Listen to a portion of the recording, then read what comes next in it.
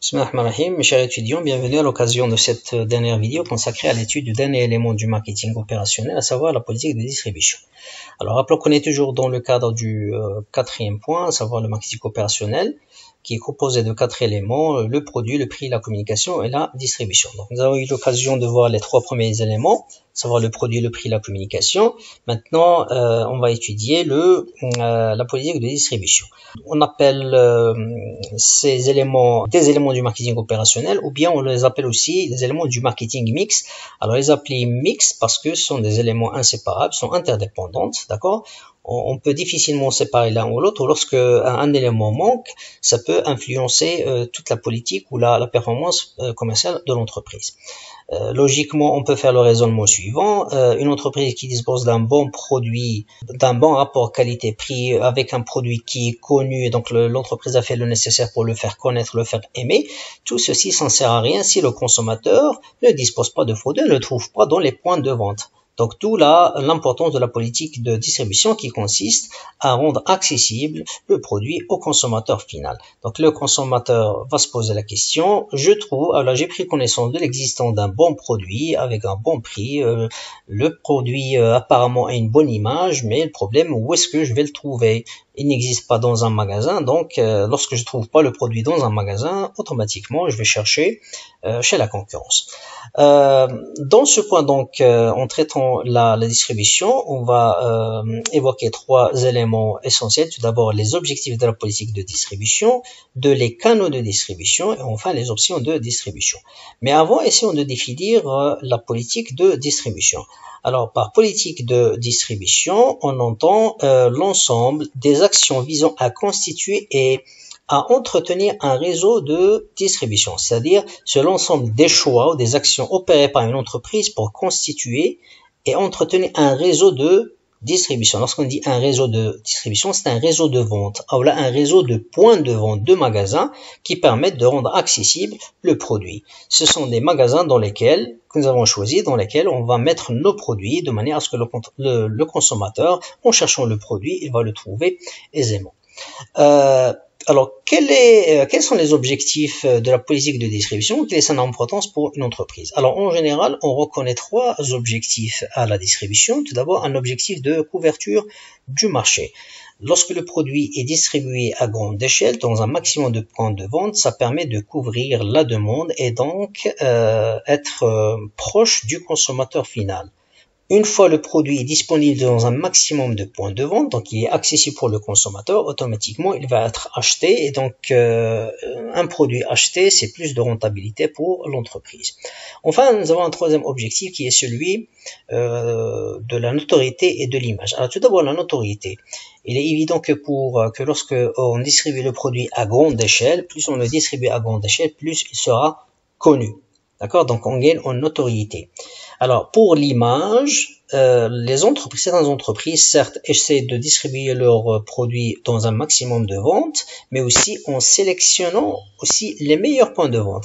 Alors, qu'est-ce qu'on entend par les meilleurs points de vente? Ce sont des points de vente dans lesquels les distributeurs sont prêts à accorder une attention particulière aux produits. C'est-à-dire que certaines entreprises n'acceptent pas de vendre leurs produits n'importe où, d'accord, de peur de voir leur image de marque touchée négativement. D'accord, c'est le cas des produits de luxe. Un produit de luxe qui a un positionnement donc haut de gamme vers le haut, d'accord, il va choisir des points de vente, d'accord, qui reflètent cette image de luxe ou de haut de gamme. Maintenant, le 2e point à aborder, c'est celui des canaux de distribution. Alors, quels sont les réseaux ou quels sont les canaux utilisés par les entreprises pour acheminer le produit, d'accord, vers le consommateur final? Alors, conventionnellement, on distingue 2 types de canaux. Nous avons tout d'abord un canal direct et puis il y a des canaux indirects. Alors, pour le canal direct, comme son nom l'indique, il s'agit de distribuer le produit directement au consommateur final, d'accord? Donc, le produit, d'accord, passe de l'entreprise au consommateur final directement sans intermédiaire. C'est-à-dire que ici, l'entreprise produit et distribue même, d'accord, ces produits. C'est le cas des entreprises qui disposent de leur propre point de vente. Alors, en plus de ce canal direct, il y a des canaux indirects.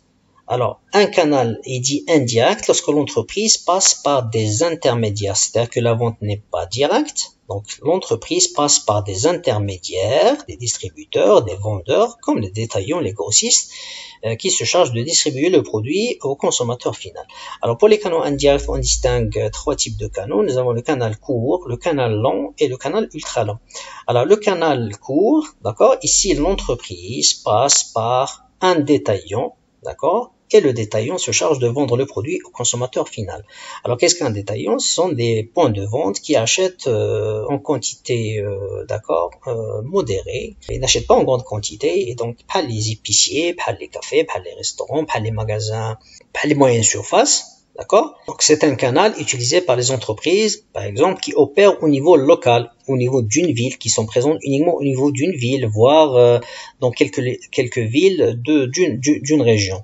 D'accord? Donc, l'entreprise produit un produit qui est destiné à une cible géographique bien déterminée, et donc, la marchandise sort de l'entreprise. L'entreprise utilise ses propres moyens de transport pour acheminer le produit vers les détaillants locaux, et ces derniers vont l'acheminer vers le consommateur final. Maintenant, lorsque l'entreprise élargit son marché sur le plan géographique, d'accord, à d'autres villes, voire d'autres pays, et donc là, il ne peut pas utiliser ses propres moyens de transport parce que le coût sera vraiment très élevé. Sur le plan logistique, c'est un peu difficile. Et donc, qu'est-ce qu'elle va faire? Elle va passer par des grossistes. Alors, contrairement aux détaillants, les grossistes, leur nombre, il est limité. Ils sont des gens qui achètent en grande quantité. Donc, l'entreprise rassemble toute sa marchandise, il la distribue auprès de 3-4 grands grossistes. D'accord? Et ces grossistes qui disposent d'entrepôts géants vont se charger à leur tour de distribuer le produit aux détaillants qui vont le vendre au consommateur final. Il y a un autre canal ultra dense lorsque l'entreprise a du mal à trouver des grossistes. On ne connaît pas assez de grossistes, donc il passe par des agents, et ces agents vont lui trouver des grossistes. Ces grossistes qui achètent les produits d'entreprise vont se charger par la suite de les vendre, ou là de trouver des détaillants. D'accord? Et les détaillants vont vendre le produit au consommateur final. Donc voilà les canaux qui sont utilisés par les entreprises, donc pour acheminer le produit depuis leur entrepôt, depuis leur stock vers le consommateur final. Et vous voyez que nous avons ici des canaux différents, et donc chaque canal est différent, donc selon la nature du produit de l'entreprise, ou sinon ou la situation géographique de la cible choisie. Alors, d'un élément à voir, celui des options de distribution. Alors, à ce niveau-là, on va parler de l'intensité de la distribution. Alors, à ce niveau-là, l'entreprise va se poser la question de la sélection d'un mode de distribution. Là, on parle d'un mode de distribution, d'intensité de distribution. C'est-à-dire que l'entreprise va se poser la question, devrais-je distribuer moi-même mes produits, les distribuer de façon intensive dans un maximum de ventes, sinon sélectionner quelques points de vente, sinon sélectionner un seul point de vente exclusivement pour vendre mes produits. Donc, quels sont les différents modes de distribution choisis par les entreprises?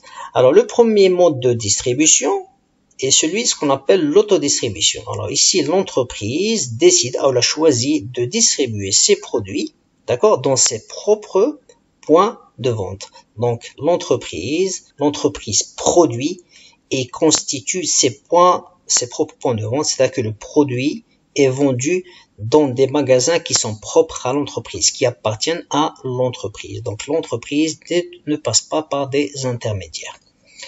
Alors, la deuxième option est celle du choix d'une distribution dite intensive, muktafa. Alors, lorsqu'on dit distribution intensive, ça consiste à vendre son produit dans un maximum de points de vente. Donc, le but est d'assurer une couverture maximale du marché. Alors, lorsque le produit est distribué dans un maximum de ventes, donc vous pouvez remarquer qu'il est facilement accessible au consommateur final. Alors lorsque le consommateur cherche le produit, il le trouve partout. Alors vous comprenez bien qu'il s'agit d'une politique qui est valable, qui est choisie par les entreprises qui vendent des produits de grande consommation. D'accord? Comme les produits alimentaires ou des produits non alimentaires mais de grande consommation comme les shampoings, les savons, etc. Donc compte tenu, d'accord, de la nature du produit, d'accord, d'accord, pain, beurre, lait, etc., sinon shampoing, savon, etc., sont des produits qui sont consommés de façon fréquente, très régulière. Donc l'entreprise a intérêt à ce que le produit soit proche du consommateur qui achète ces produits de façon fréquente. Alors là, vous pouvez remarquer que lorsqu'on va acheter un produit alimentaire, ce produit alimentaire, du moment qu'il est consommé de façon régulière, on le trouve dans des magasins, dans des supérettes, dans des magasins moyens, dans les hypermarchés, on peut le trouver dans des cafés, dans des restaurants, même dans les stations-service. Donc c'est pourquoi nous avons appelé ce type de distribution intensive, c'est-à-dire donnant le maximum de points de vente. Alors, troisième option de distribution est celle de la distribution dite sélective. Alors, comme son nom l'indique, l'entreprise sélectionne quelques points de vente. L'entreprise ici n'opte pas pour une distribution intensive, mais sélectionne des points de vente qui sont choisis parce qu'ils remplissent certaines conditions exigées par l'entreprise. C'est-à-dire que l'entreprise n'accepte pas de mettre son produit n'importe où, il va sélectionner des points de vente et ces points de vente, ils ont des caractéristiques comme par exemple un aménagement de qualité de l'intérieur, une ambiance interne.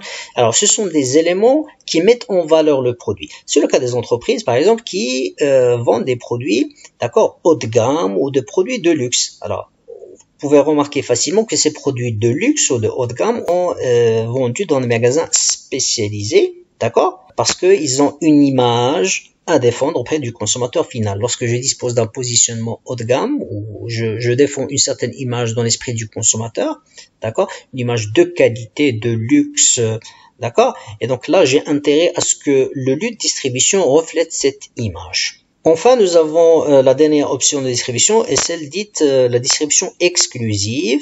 D'accord? Alors, c'est le contraire de la distribution intensive, radicalement. La distribution exclusive consiste à vendre son produit dans un seul point de vente par zone géographique. Comme son nom l'indique, on parle d'exclusive ou d'exclusivité. C'est-à-dire le produit, on ne peut pas le trouver n'importe où, on peut le trouver exclusivement dans un point de vente particulier qui se trouve dans une zone géographique déterminée. C'est le cas, par exemple, des concessionnaires automobiles, d'accord, ou bien des franchises qui disposent de distributeurs exclusifs. Bien, alors, essayons de résumer un petit peu l'ensemble des éléments que nous avons traités dans la démarche marketing qui correspond à notre plan de départ. Alors, dans ce cours du marketing, nous sommes partis du constat selon lequel le marketing consiste à satisfaire les besoins et désirs du consommateur, et ce en créant, en communiquant et en délivrant des offres qui ont de la valeur pour le consommateur final. Alors, pour atteindre cet objectif, d'accord, qui est satisfaire le consommateur et faire en sorte qu'il achète les produits de l'entreprise, on commence par le marché. Donc le marché constitue le point de départ de la démarche marketing. Pourquoi le marché? Parce que c'est là où se trouvent ces consommateurs, ces clients qu'on est supposé satisfaire, mais aussi c'est là où se trouvent les concurrents, d'accord, qu'il faut affronter, d'accord, de manière à convaincre le consommateur que nous disposons de la meilleure offre pour lui. Donc vous avez eu l'occasion d'étudier le marché. Qu'est-ce qu'un marché? Les typologies de marché, mais aussi les acteurs du marché. Donc nous avons distingué principalement les clients, les concurrents et les autres forces du marché comme les fournisseurs, les distributeurs ou les agents d'influence. Alors ce marché qui constitue le point de départ de la démarche marketing, eh bien, il faut le connaître. Alors, connaître le marché consiste à collecter le maximum d'informations sur le marché. Donc, il existe plusieurs sources d'informations, primaires, secondaires, et donc, parmi les outils utilisés, c'est l'étude de marché, qu'il soit quantitative ou qualitative. Alors, la connaissance du marché n'est pas suffisante dans le sens où il faut comprendre le consommateur. Le consommateur, il faut le connaître, mais aussi il faut le comprendre. C'est pourquoi il faut étudier en plus le comportement du consommateur. Et donc là, nous avons étudié un petit peu les facteurs à la fois culturelles, sociales, psychologiques qui influencent les décisions d'achat du consommateur. Alors, la compréhension et la connaissance du marché, ou des données ou les informations collectées sur le marché, vont permettre à l'entreprise de faire les bons choix stratégiques. Et les choix stratégiques sont des décisions prises à long terme. Alors, les choix stratégiques vont permettre à l'entreprise de faire les bons choix en termes de produits, de segmentation, de ciblage et de positionnement. D'accord? Alors, lorsque l'entreprise fait ses choix stratégiques, il faut les traduire en choix opérationnels. D'accord? Et les choix opérationnels constituent la base de la satisfaction, c'est-à-dire que pour satisfaire le consommateur, il faut mettre en œuvre une politique composée de 4 éléments: le produit, le prix, la communication et la distribution. Alors pour le produit, nous avons étudié succinctement la gamme, la marque, la qualité et le packaging.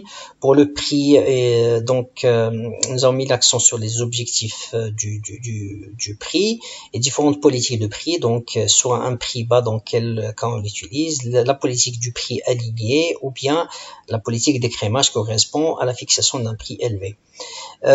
Troisième composant du marketing opérationnel, c'est la communication, et donc à ce niveau-là, nous aurons eu l'occasion de voir un petit peu les objectifs de la communication: faire connaître, faire aimer, faire vendre, mais aussi les moyens de communication médias et hors médias, avant de terminer par l'élaboration de ce qu'on appelle un plan de communication. Enfin, la distribution qui consiste à mettre le produit à la disposition du consommateur. Et là, nous avons vu les différents canaux de distribution, mais aussi les différentes options comme l'autodistribution, la distribution intensive, sélective et exclusive. Alors, l'ensemble de ces choix opérationnels, bien évidemment, or là plutôt, ce sont des actions des choix opérées au niveau du marché. Donc, on commence par le marché, d'accord ? C'est là où se trouvent des consommateurs. Ce marché, il faut le connaître. La connaissance du marché va nous permettre de faire les bons choix stratégiques. Ces choix stratégiques vont être traduits en choix opérationnels qui vont être opérés sur ce même marché.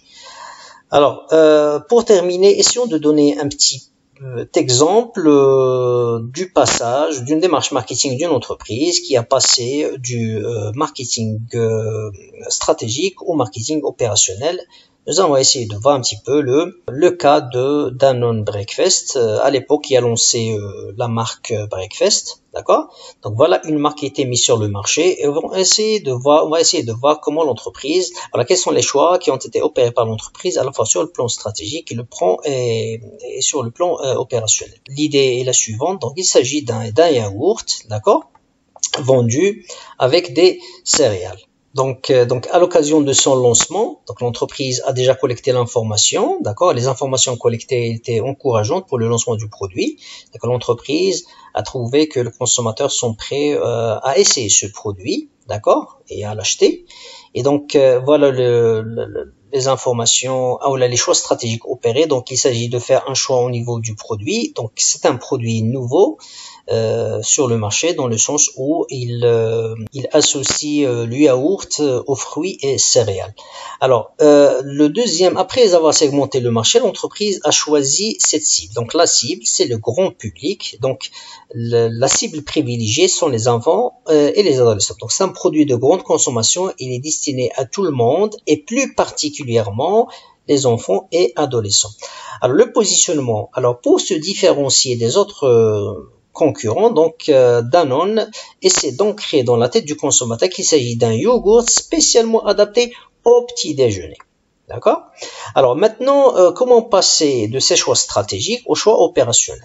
Alors, commençons par le premier élément du marketing opérationnel, à savoir le produit. Alors au niveau de la gamme, alors vous vous rappelez, la gamme, c'est l'ensemble des variétés proposées et vendues par les variétés de produits proposées et vendues par une entreprise. Donc l'entreprise ici a choisi 3 variétés, donc fruits de bois, abricots et pêche. Alors la marque donnée, c'est le produit fut appelé Breakfast de Danone. D'accord? Pour que le choix du mot soit en consonance avec le positionnement. Donc breakfast, c'est le petit déjeuner. D'accord? Alors au niveau de la qualité, l'entreprise donc propose un mélange de yogourt, de fruits et de céréales. Donc les fruits, regardez, se présentent sous forme de morceaux et non de pulpe. D'accord? Les céréales devront rester croustillantes. Donc ils sont vendus séparément, d'accord, du yaourt. Alors pour le packaging, le produit sera vendu par deux unités, donc en forme de bol de 200 grammes chacun, regroupés dans un pick-up plastique.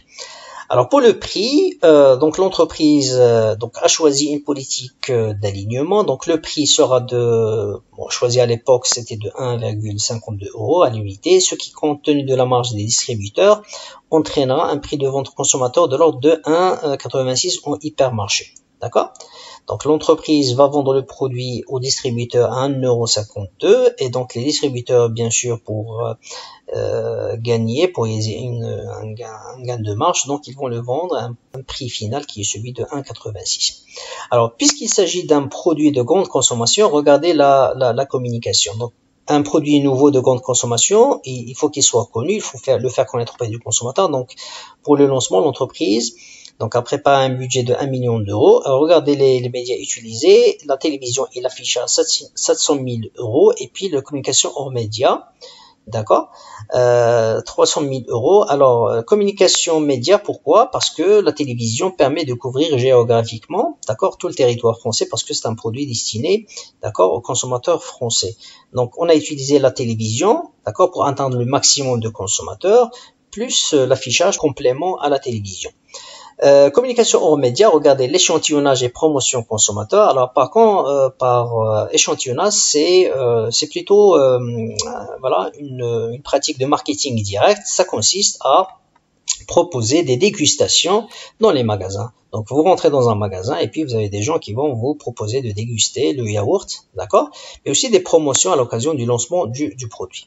Alors logiquement, puisqu'il s'agit d'un produit de grande consommation, d'accord, pour la distribution, donc l'entreprise a choisi un canal long, d'accord, parce que le produit il est destiné, donc il est vendu à l'échelle nationale, donc canal long. D'accord, on passe par des grossistes et des détaillants, et donc la distribution il est intensive, d'accord, dans le maximum de points de vente. Donc le produit sera distribué par le canal des grandes moyennes surfaces alimentaires dans le rayon ultra frais, d'accord, parce qu'il s'agit d'un produit laitier. Bien, donc voilà tout pour ce cours du marketing de base. J'espère que le cours a été fructueux. Donc l'équipe pédagogique ou les enseignants intervenant dans la matière reste à votre disposition si vous avez des questions ou des réflexions, d'accord. Alors d'ici l'examen, on reste à votre disposition, donc n'hésitez pas à nous interpeller. Alors pour les examens, l'examen va porter sur les éléments que nous avons vus tout au long de ce semestre, d'accord. Sur le contenu des vidéos. Donc il y aura un PDF qui sera mis à votre disposition comme complément du cours. Alors les examens, ils vont prendre soit la forme de questions directes, d'accord, ou bien des questions directes plus un QCM. Donc je répète, l'examen va porter soit sur des questions directes, sinon il va prendre la forme de questions directes, d'accord, plus un QCM. Donc d'ici là, je vous souhaite bonne continuation. Wa bitawfiq inshallah. Assalamu alaikum wa rahmatullahi wa barakatuh.